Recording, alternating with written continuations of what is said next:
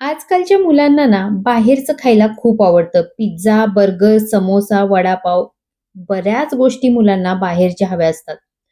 पण सध्या जी बाहेर तुम्ही परिस्थिती बघताय ना, आता आपण सध्या बातमीला बघतो किंवा इंटरनेटवरती बऱ्याच रील आपण बघतो.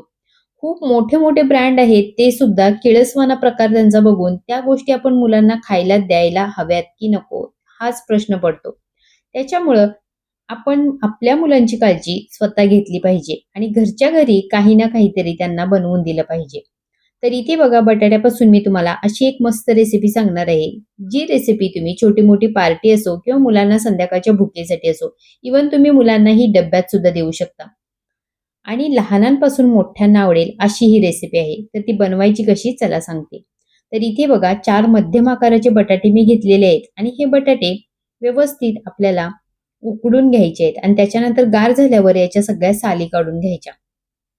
आता हे बटाटे आपल्याला किसून घ्यायचे आहेत. तुम्ही हवं तर याला किसून घ्या किंवा स्मॅशरने स्मॅश करून घ्या. पण याच्यातले सगळे तुकडे व्यवस्थित स्मॅश झाले पाहिजेत अशा प्रकारे याला आपल्याला किसून किंवा स्मॅश करून घ्यायचे. आता हे सगळे बटाटे इथे मी किसून घेतलेले आहेत.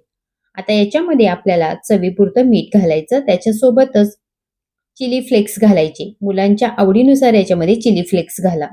जवळपास इथे मी अर्धी वाटी होईल इतकं कॉर्नफ्लॉवर घातलेलं आहे. आपल्याला हा बटाटा व्यवस्थित बाइंड होईल आणि व्यवस्थित याच्या हातावरती गोळे बनवता येतील इतकं याच्यामध्ये कॉर्नफ्लॉवर घालायचं. आणि त्यानुसारच याच्यामध्ये तुम्ही इतर मसाले सुद्धा घालणार असाल तर ते सुद्धा घालू शकता. मी इथे फक्त चिली फ्लेक्स आणि चवीपुरतं मीठ वापरलेलं आहे. आता इथे थोडंसं अजून मी कॉर्नफ्लॉवर 1-2 चमचे वाढवलेलं आहे. अशा प्रकारे याला आपल्याला कॉर्नफ्लॉवर घालून असा गोळा बनवून घ्यायचा. त्याच्यानंतर हाताला थोडंसं तेल लावायचं आणि याच्यातलं थोडं-थोडं मिश्रण हातावरती घेऊन याचे बॉल बनवायचे. आता हे बॉल बनवताना तुम्ही मधोमध अशी या बॉलची पारी करून याच्यामध्ये चीजचा एक छोटा क्यूब कट करून ठेवू शकता. अशा प्रकारे हे सगळे इथे बॉल मी बनवून घेतलेले आहेत. लहान मोठे तुम्हाला ज्या आकारामध्ये हवे असतील ना, तसे बॉल तुम्ही बनवून घेऊ शकता. इथे मी 2 चमचे कॉर्नफ्लॉवरमध्ये थोडंसं पाणी घालून मीडियम थिक याची स्लरी बनवून घेतली होती. त्याच्यामध्ये हे बॉल आपल्याला डिप करून घ्यायचे आणि ब्रेड क्रम्समध्ये हे बॉल घोळवून घ्यायचे. आता ब्रेड क्रम्स सुद्धा मी घरच्या घरी बनवला होता. ब्रेड आणून त्याला थोडंसं तव्यावरती शेकून घ्यायचं आणि ब्रेड गार करून त्याचे तुकडे करून मिक्सरच्या भांड्यामध्ये घालायचे आणि त्याला पल्स मोडवरती फिरवून घ्यायचं. घरच्या घरी आपले ब्रेड क्रम्स सुद्धा तयार होतात आणि हे ब्रेड क्रम्स आपल्याला हवाबंद डब्यामध्ये फ्रीजमध्ये ठेवून द्यायचं. हवं तेव्हा तुम्ही याचा वापर करू शकता. आता तयार सगळे झालेले हे बॉल ना आपल्याला गरमागरम तेलामध्ये सोडायचे आहेत आणि मस्त याला ब्राऊन कलर येईपर्यंत आणि वरून मस्त असे क्रिस्पी होईपर्यंत याला तळून घ्यायचं.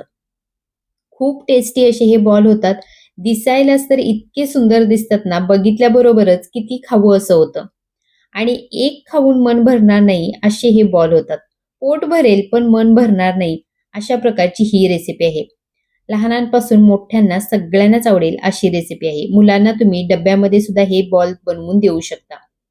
खूप टेस्टी लागतात. मुलांना सॉस बरोबर खायला हे खूप आवडतं. अशा प्रकारे तुम्ही हे बटाट्याचे क्रिस्पी आणि क्रंची बॉल बनवून मुलांना देऊ शकता.